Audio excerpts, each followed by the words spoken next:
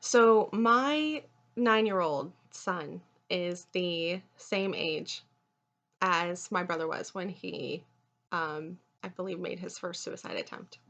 Obviously, it was not very sophisticated. He tried jumping off a building, um, off our building. Anyway, and we obviously grew up in the same environment, with the same parent. And yet we had very drastically different responses to the abuse that we were experiencing. Um, and now that I think about it, I don't think my dad ever tried to kill him the way he tried to kill me. But it was a long time ago, so I might be wrong about that. Um, but I remember that my dad would he would do things like separate us and make us stand in the corner for hours and hours and hours and hours until one of us confessed to something. And then once whomever it was that confessed, um, you know, admitted like responsibility, he would he would beat the ever loving shit out of them. So what would happen was we'd get sent to the separate and I would stand there in the corner like, "I'll stand here all day. I do not care." And I didn't matter. Didn't matter if I did it. Didn't matter if my brother did it. I will stand in this corner. I'm not saying a fucking word. Like you are not breaking me. And my brother would end up confessing sometimes to stuff he didn't even do, um, just to get it over with because he couldn't bear the anxiety of standing in the corner. Now, I am not judging him at all. We all have very different responses to um, violence and abuse, especially when you're a child and you're little, and there is a huge person, violent and scary, who is doing things to you, and you have no power. It is a horrifying, horrifying experience. So I don't fault him at all. But it's something that I would look back on and think about, why? Why was this his response and why was my response different? And I think psychologists have pretty much determined, that people have certain innate personality characteristics. I often see it expressed in terms of the five personality types: ocean, so openness, conscientiousness, extroversion, agreeableness, and neuroticism. Although I don't know that that covers this particular discussion, but I've thought a lot about what it takes to endure, what it takes to survive. And paradoxically, what it takes to survive is being willing to die. And I know that sounds super macabre, but so my brother and I are about a year and a half age difference. And when you're little, that is huge. Um, and so I do wonder if my ability to conceptualize and think and form ideas is what helped me get through it. And he just wasn't able to. He is still he is still suffering in in himself. Um, he's an adult, but every time I see him, I see I see the brother, I see the child that was, because that's what's happening. That's who he is right now at his core. And um, so being older, being able to conceptualize ideas when our father was beating me, when he was trying to kill me,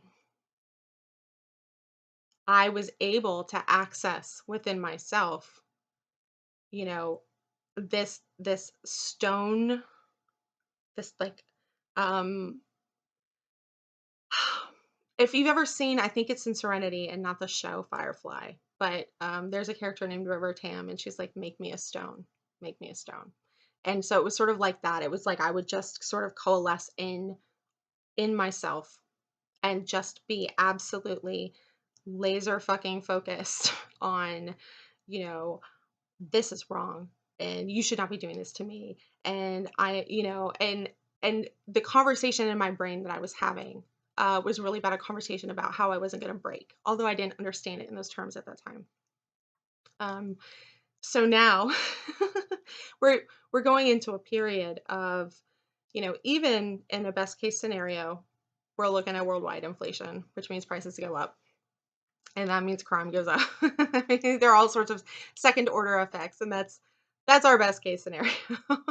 um, we may well be going into a period of time where people are going to have to make choices.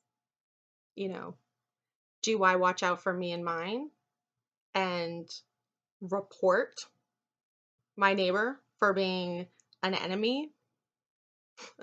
And I don't mean an actual enemy. I mean like the way Jews were considered enemies.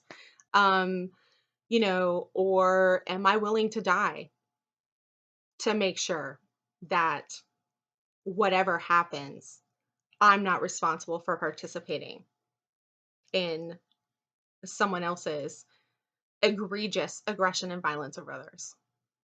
Um, and one thing that I find very interesting is how the people who survive, how they have to then bear the wounding of their soul for the choices that they made.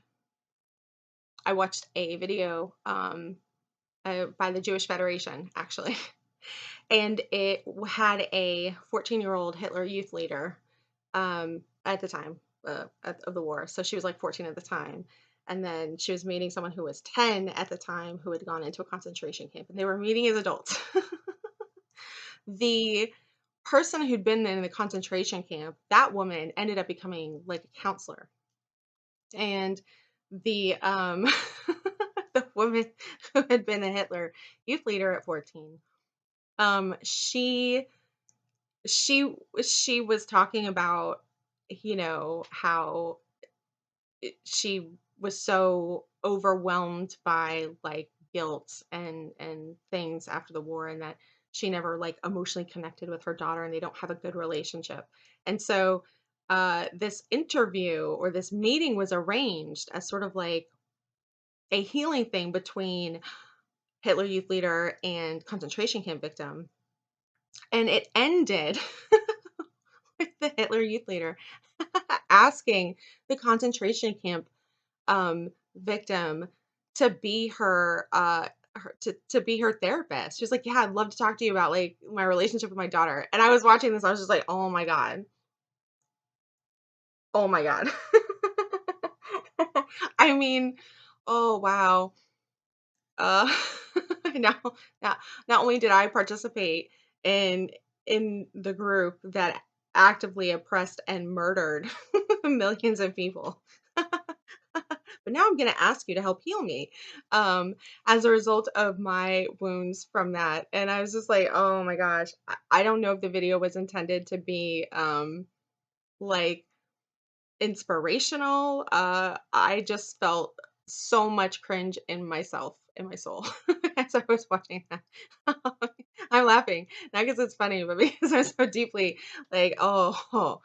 Anyway, um, one of the things to come out of World War II was Viktor Frankl's Man's Search for Meaning. He was he's a logotherapist, and so I think that we put that in the psychology. I think that falls under the psychology camp. And he had a choice to make.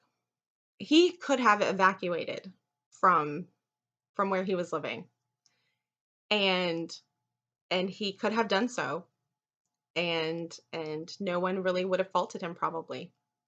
Um, but his parents were still living in the I forget which country it was, but his parents were still living there. And he was like, how can I leave them? How can I do this? And he decided to stay. Now, his parents did die in the concentration camps. Viktor Frankl went through the concentration camps and survived. Um, and now, as a person on the other side of it, he wrote one of the most seminal works in human history on suffering and how to deal with suffering. And what I see in the book is someone who understands that to maintain your humanity, you cannot sell out your fellow human beings and you can't harm your fellow human beings.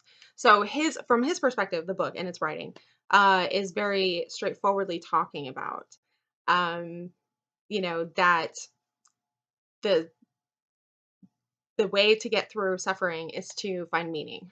And then that's how people endure. And so, yes, 100% obviously co-sign that. However, um, if you endure and you come out the other side as a person who hurt other people to keep yourself safe, you have to carry that throughout the rest of your life, which then might lead you to doing dumb things as an elderly person. Oh, that lady. Wow. Um, you can never run away from the choices that you make. They are what will harrow your consciousness at night. Um, you might be able to make it through the day and feel fine, and it's not on your brain.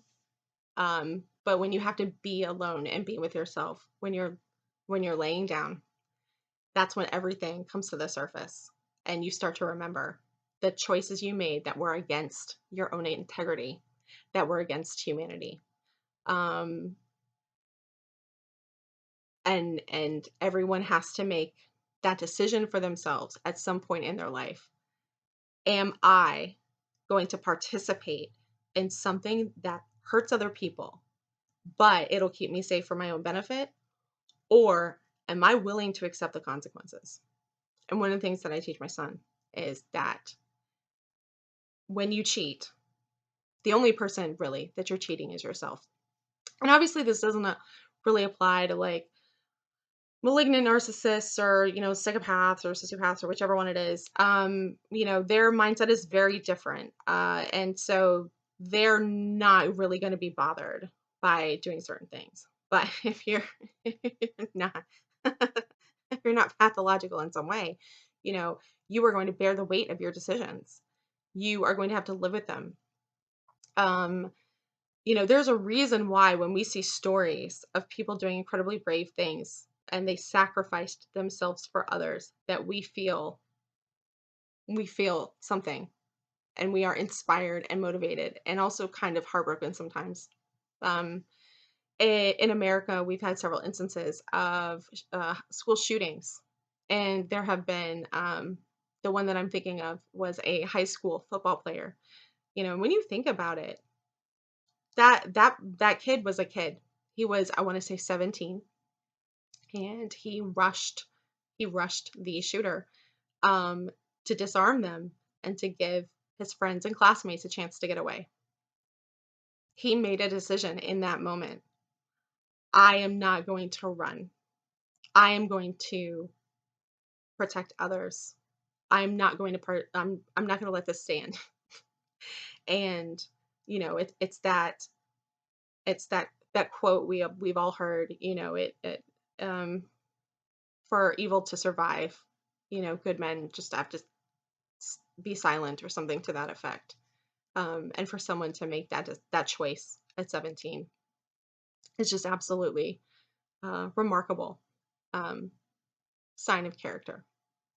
And I think a lot of the pathos that I see online, um, in the West, particularly.